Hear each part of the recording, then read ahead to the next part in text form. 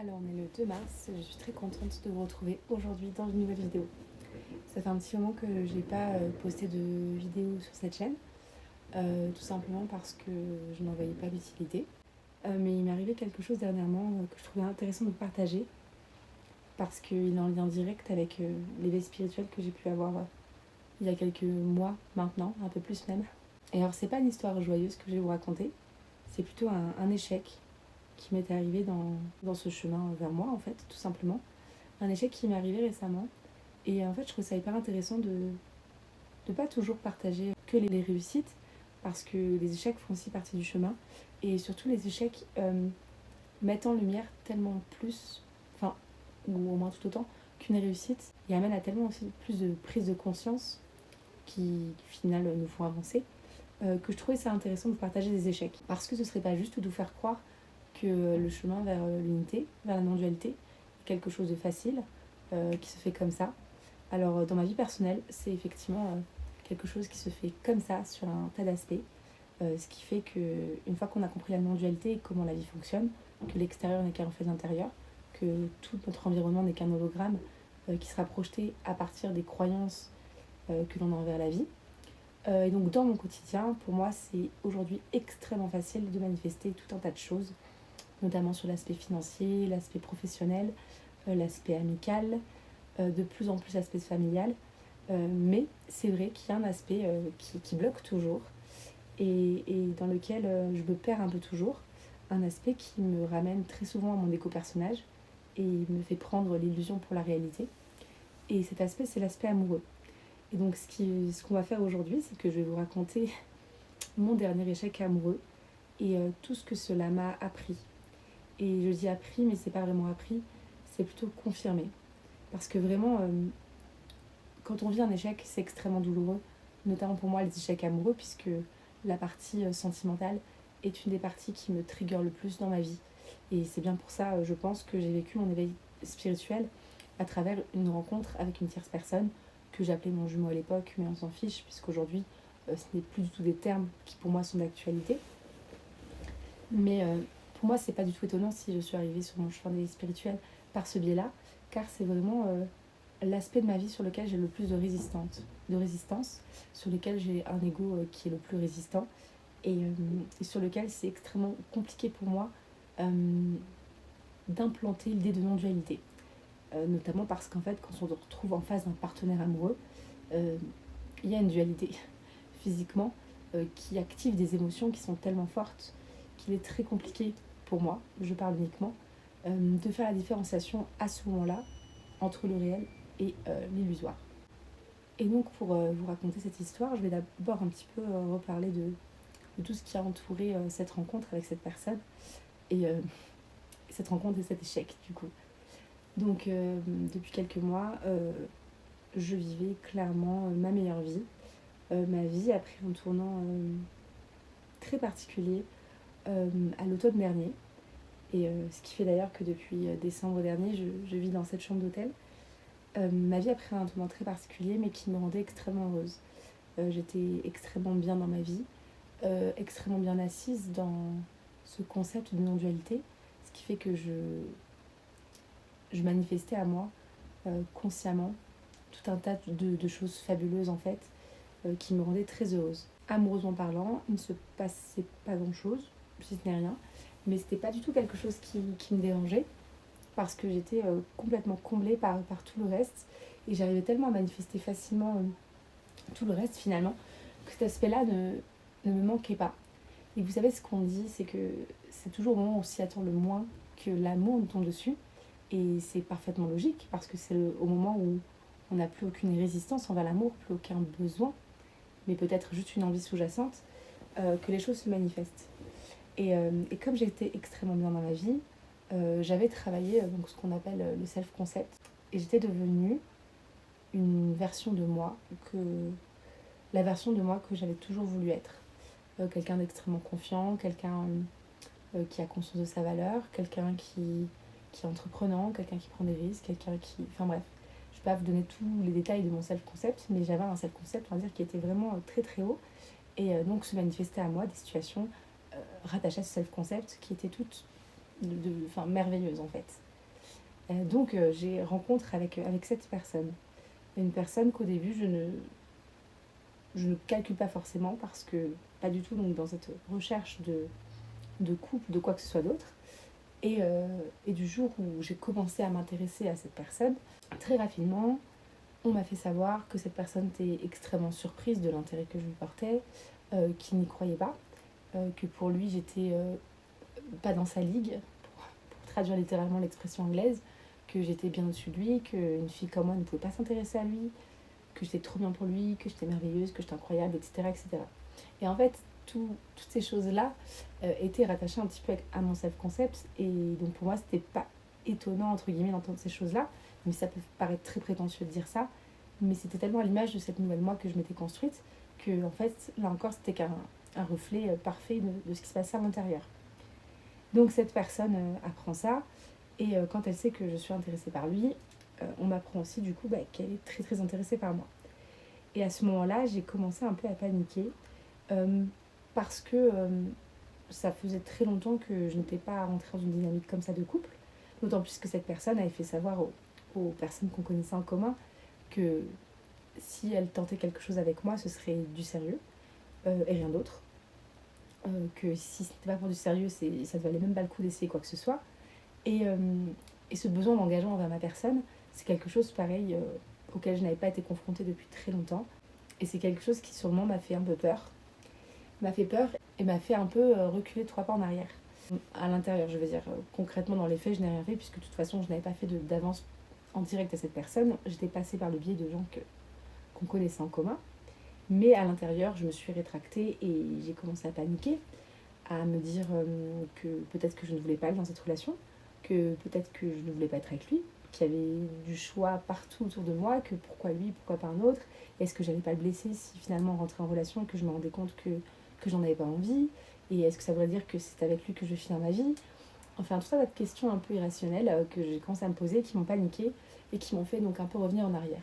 L'extérieur étant un reflet de l'intérieur, au moment même où j'ai refusé internement de vouloir avancer avec cette personne a rencontré une autre personne et ils se sont fréquentés très peu de temps, hein. C'était l'histoire de quelques jours, mais ces quelques jours à le voir le fréquenter quelqu'un d'autre m'ont confirmé que j'avais envie d'essayer avec cette personne, vraiment, que cette personne-là était quelqu'un qui me correspondait. Enfin, pas vraiment quelqu'un qui me correspondait parce que je le connaissais pas tant que ça à ce moment-là, mais quelqu'un avec qui je pouvais me projeter et avec qui en fait j'avais tout simplement réellement envie d'essayer quelque chose. Parce qu'il faut savoir aussi que plus son self-concept, le concept de soi est élevé, plus on attire des gens qui vibrent avec ce self-concept et donc qui viennent confirmer ces croyances que l'on a envers nous-mêmes. À l'époque de mon dernier partenaire, donc celui que j'ai appelé ma flamme jumelle, j'avais un concept de moi qui était vraiment, vraiment, vraiment très bas. Et c'est pour ça que tout naturellement, j'ai attiré cette personne qui a challengé chaque aspect de ce self-concept très bas jusqu'à me mettre à terre et ce qui a enclenché donc mon éveil spirituel. Mais bref, là, mon concept de moi étant très élevé, cette personne-là était une personne absolument incroyable et merveilleuse sur tout un tas de points. Quelqu'un de très bien, de très droit, donc qui avait envie de s'engager avec moi. Et du coup, je suis revenue vers cette personne. Et à ce moment-là, les choses ont commencé à s'enclencher entre nous. Mais dès le départ, ça a commencé à être un peu brouillé. Parce qu'il faut comprendre une chose, c'est qu'en termes de relation, il y a 3 gros blocs, on va dire, qui vont influencer l'avenir de la relation. Déjà, il y a le self-concept, donc l'image que vous avez de vous-même, vos croyances envers l'amour en général. Est-ce que l'amour est quelque chose de sécuritaire? Est-ce que c'est quelque chose qui fait peur? Est-ce que c'est quelque chose où on peut être blessé? Est-ce que c'est quelque chose où on peut nous la mettre à l'envers, nous tromper, nous trahir, nous abandonner, etc. Ou est-ce qu'au contraire, c'est quelque chose qui va nous élever, qui va nous porter vers le haut, qui va nous faire du bien? Et ensuite, il y a les croyances que l'on rattache au partenaire, donc à la personne que l'on a en face de nous. Qui est cette personne? Est-ce que c'est quelqu'un de bien? Est-ce que c'est quelqu'un de pas bien? Est-ce que c'est quelqu'un qui a un comportement sain, malsain? Est-ce que c'est quelqu'un qui est fidèle, que l'on pense être un joueur, etc., etc. Et au tout début donc, de la relation, le bloc self-concept de moi-même donc, était très élevé. Le bloc des croyances envers l'amour était assez faible, car beaucoup basé sur mon expérience passée avec mon partenaire passé. Et mon concept de la personne était assez élevé, puisque je voyais une personne donc extraordinaire. Quand on a commencé à rentrer en relation, les choses ont commencé déjà un petit peu à bouger, puisque comme cette personne-là était allée vers une autre personne, à un moment où on va dire, on savait qu'il y avait une assurance mutuelle, même si c'est, et je le sais, moi qui l'ai manifesté par le biais de ce retour en arrière que j'ai fait, et que mon subconscient pour me protéger, donc à créer une situation, une autre personne pour éloigner cette personne de moi, ce qui était ce que je souhaitais à l'instant T. Euh, mais ça a nourri une nouvelle croyance au sujet de la personne, où je me suis dit que c'était quelqu'un qui ne me choisissait pas. Et donc on a commencé déjà à avancer comme ça. Le début a été un peu particulier, c'est-à-dire que c'était une très belle personne, quelqu'un de très bien, qui me portait au nu, mais j'avais cette croyance qui s'était implantée que c'était quelqu'un qui ne m'avait pas choisi. Et du coup, ça a réveillé en moi des craintes qui étaient déjà reliées à mes craintes en relation à mes croyances envers l'amour. Donc on ne me choisissait pas. Cette personne, du coup, je lui ai prêté une image où c'est quelqu'un qui ne me choisissait pas. Et on a avancé comme ça. Et du coup, il a commencé à... Enfin, c'est un peu nébuleux ce que je raconte, mais j'essaie d'être cohérente dans mon récit. On a commencé à vivre des situations qui n'étaient pas très graves, mais qui étaient en reflet direct avec ces croyances, en fait, que j'avais envers l'amour et maintenant, envers lui-même. Ceci dit, j'ai persisté, jusqu'au moment où les croyances que j'avais envers l'amour, donc qui étaient le reflet des croyances qui se rapportaient à ma relation passée, ont commencé à grandir. Plus je m'attachais à la personne, en fait, plus ces peurs que je rattachais aux sentiments amoureux ont grandi. Et c'était des peurs complètement stupides, telles que la personne ne m'invite pas au restaurant, ne m'invite pas à sortir, ne m'invite pas à faire des choses avec elle, ne m'inclut pas dans son quotidien, ne me fait pas de compliments. Et en fait, du moment où j'ai commencé à nourrir ces croyances, plutôt à porter attention sur ces croyances-là et à les laisser rentrer dans ma relation avec cette personne, elles ont commencé à se manifester dans mon réel. Et vraiment par des biais que ça ne peut pas être des coïncidences en fait. J'ai revécu des situations quasiment au mot près, à la gestuelle près, de situations que j'avais vécues avec mon ancien partenaire et des situations qui m'avaient beaucoup trigger. Mais vraiment, c'est des situations, en fait, c'est tellement gros, c'est tellement un copier-coller, des répétitions du schéma où vraiment seule la personne change, mais la situation déjà était la même et la réaction a été la même, quasiment au mot près. En fait, c'est tellement gros que on peut pas ne pas le voir.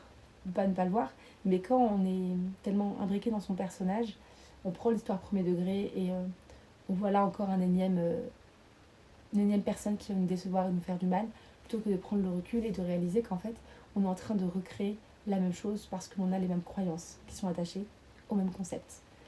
Bref, du coup, la situation évolue comme ça, et malgré tout, je m'accroche parce que j'avais quand même une image de lui qui était très élevée, des sentiments qui commençaient à grandir.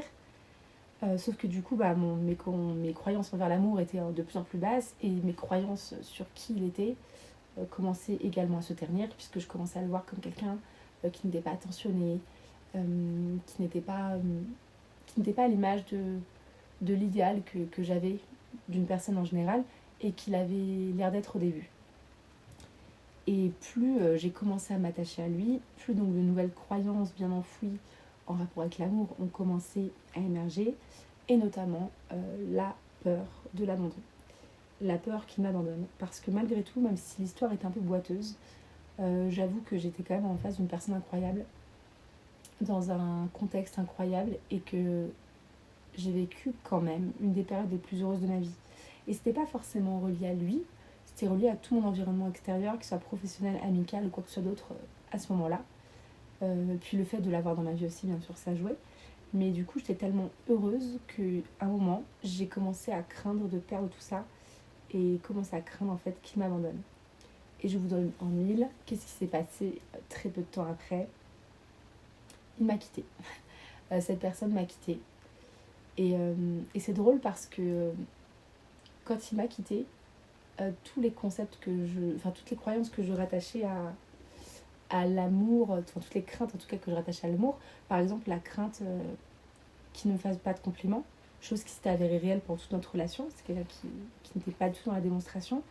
Dès lors qu'il m'a quittée, mon self-concept de moi étant quand même tellement élevé et n'étant plus dans la relation amoureuse, cette personne, du coup, a recommencé à me faire des compliments, à me dire à quel point j'étais merveilleuse, incroyable, exceptionnelle, mais qu'on ne pouvait pas être ensemble parce qu'on était trop différents, parce que Je ne mettais pas trop de pression sur ses épaules, mais j'avais des attentes qui étaient trop élevées, dans le sens où je ne laissais rien passer. Sauf que comme c'est moi qui crée inconsciemment toutes ces situations, j'étais à la fois le bourreau et la victime, et c'était quelque chose de très inconfortable. Bref, je vous raconte tout ça pourquoi. C'est pas sans raison. Parce que donc cette situation, c'est une situation qui m'a fait énormément de mal et qui me touche encore beaucoup aujourd'hui. Mais comme je vous l'ai déjà dit, moi à la base j'ai créé cette chaîne pour m'aider moi aussi à m'exprimer, à faire le clair et le tri dans mes idées. Et ce que j'ai réalisé il y a très peu de temps, donc en analysant la situation, parce qu'évidemment quand on n'analyse pas et qu'on la vit juste pleinement premier degré, il y a tout un tas de subtilités qui nous échappent. Et quand je revis le cours de la relation, c'est là que je vois tous les mécanismes qui se sont mis en place, tout ce qui s'est joué durant cette relation et comment je l'ai fait échouer par mes propres peurs, mes propres angoisses.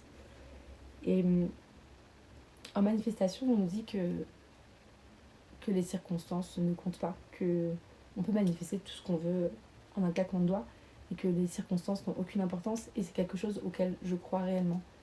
Après, dans le cas d'une relation où en fait, moi c'est en termes de relations amoureuses, mais pour vous ça pourrait être toutes les relations, votre relation à l'argent, aux autres, à l'amitié, etc. Mais par exemple, moi je prends le cas de la relation amoureuse parce que ça me concerne. C'est très compliqué de recréer une situation qui a déjà été entachée. C'est-à-dire que les 3 blocs dont je vous parlais, donc self-concept, croyance sur l'amour et croyance sur la personne, mon self-concept n'a pas été réellement entaché par cette relation. Un petit peu quand même, parce que ça m'a fait me remettre en question sur plusieurs aspects de qui j'étais. Mes croyances sur l'amour sont restées à peu près les mêmes, elles n'ont pas réellement évolué. Mais ma croyance sur qui était cette personne a changé entre le début et la fin de la relation. Et aujourd'hui, j'ai l'image de lui qui est assez négative, mais pas dans le mauvais sens, pas que ce soit quelqu'un de méchant, mais plutôt dans sa relation à moi en fait. Que c'est quelqu'un qui n'était pas prêt à me donner, qui n'était pas prêt à me donner tout ce que je voulais en fait. Et le fait en fait d'avoir créé cette image de lui, c'est très compliqué de recréer une nouvelle image et de repartir de zéro, dans la mesure où il y a des souvenirs factuels, des émotions, des sensations physiques rattachées à chaque nouveau concept que je lui ai prêté. Mais sachez qu'en tout cas, il n'est pas impossible de recréer quelqu'un, de recréer sa spécifique personne. C'est quelque chose qui est possible, mais qui demande beaucoup de courage. Et c'est pour ça que généralement, ce qui se passe, c'est que dans la vie, on ne retourne que très rarement avec ses ex, parce qu'on pourrait recréer une situation de A à Z, réellement. Là, vraiment, si j'avais le courage de le faire, je pourrais recréer toute la situation de cette personne, revenir en couple avec cette personne. Je le sais, j'en suis intimement persuadée. Mais parfois, il est plus simple de repartir sur un terrain vierge avec une nouvelle personne. Ce qui ne veut pas dire que ça ne conduira pas de nouveau à un échec. Mais je pense que c'est important par contre de bien analyser, de bien cerner toute la situation et toutes les situations qui se passent pour en tirer de vraies, de vraies leçons, afin de ne pas répéter justement ces schémas répétitifs, afin de mettre fin aux schémas répétitifs. Là, c'est quelque chose auquel je n'ai pas réellement prêté attention, très sincèrement, parce que finalement, c'était ma première relation depuis très longtemps et que j'ai foncé dedans tête baissée, sans prendre le recul en fait, sans prendre le temps des choses. J'y suis allée vraiment franco, mais c'est important, je pense, même dans la douleur, dans la souffrance, et lorsque l'on est au plus ancré dans notre personnage comme ça, et qu'on est très tenté de voir la situation en premier degré, et de juste voir une tierce personne qui s'est mal comportée avec nous, ce qui n'a pas vraiment été le cas dans mon cas, hein. Il n'y a pas eu de mauvais comportement, mais qui ne s'est pas comporté de la façon dont on l'attendait. C'est très tentant de voir les choses comme ça, mais rappelez-vous que sur ce chemin d'éveil spirituel, il est toujours important de tout ramener à soi et de prendre chaque situation, chaque événement, qu'il soit positif ou négatif, et de se demander à chaque fois, ok, quelle partie de moi cela vient refléter? Parce que le monde est un miroir, il reflètera toujours ce qu'il y a à l'intérieur de vous. Il n'inventera rien de son propre chef. Tout ce qui se passe, toutes les situations, qu'elles soient positives ou négatives, ne sont qu'en écho à qui vous êtes et les croyances que vous avez envers vous-même et envers chaque concept qui érige la vie. Donc du coup voilà, c'est une petite vidéo pour vous raconter cette histoire qui ma foi est un peu triste et qui m'affecte encore aujourd'hui, C'est pas parce que j'en parle avec pragmatisme que c'est pas une histoire qui me touche, bien au contraire. Mais je trouve ça tellement intéressant en fait de parler également des échecs, parce que parler tout le temps des réussites, ça... Les gens qui regardent ces vidéos, ce sont des gens qui, la plupart du temps, sont en échec.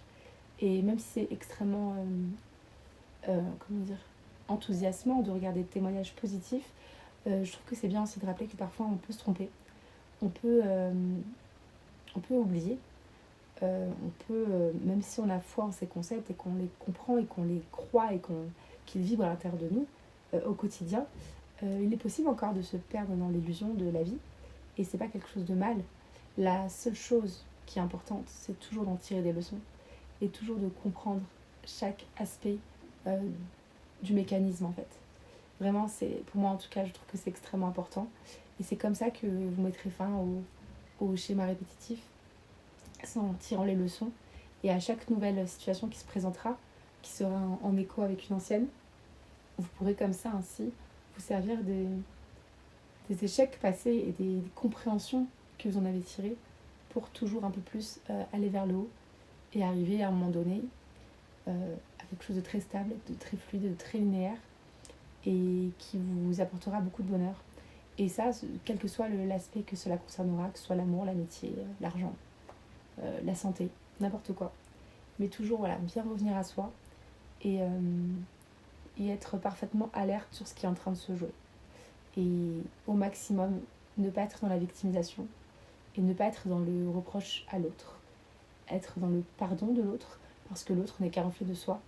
Et en fait, pardonner à l'autre, c'est se pardonner à soi pour ses propres défaillances. Et on ne peut pas en vouloir à l'autre, l'autre n'est qu'un miroir. On ne peut pas en vouloir à un miroir de refléter quelque chose d'horrible, si en fait ce qu'il y a là, c'est quelque chose d'horrible en fait, tout simplement. Voilà, donc c'était pas une vidéo très joyeuse, mais je pense que c'est bien d'avoir l'humilité aussi de temps en temps, de parler des choses qui ne fonctionnent pas, surtout si ça peut amener à des leçons, et que ça peut amener à vous faire prendre conscience vous aussi de choses, et à vous indiquer aussi comment est-ce qu'on s'observe, comment on se regarde, comment ça fonctionne en fait.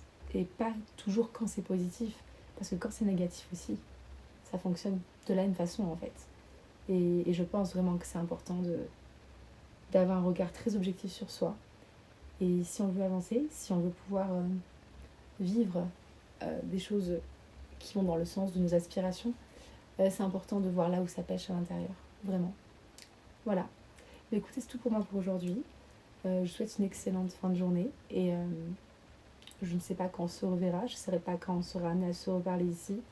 Mais en tout cas, voilà, excellente fin de journée et excellent week-end à vous.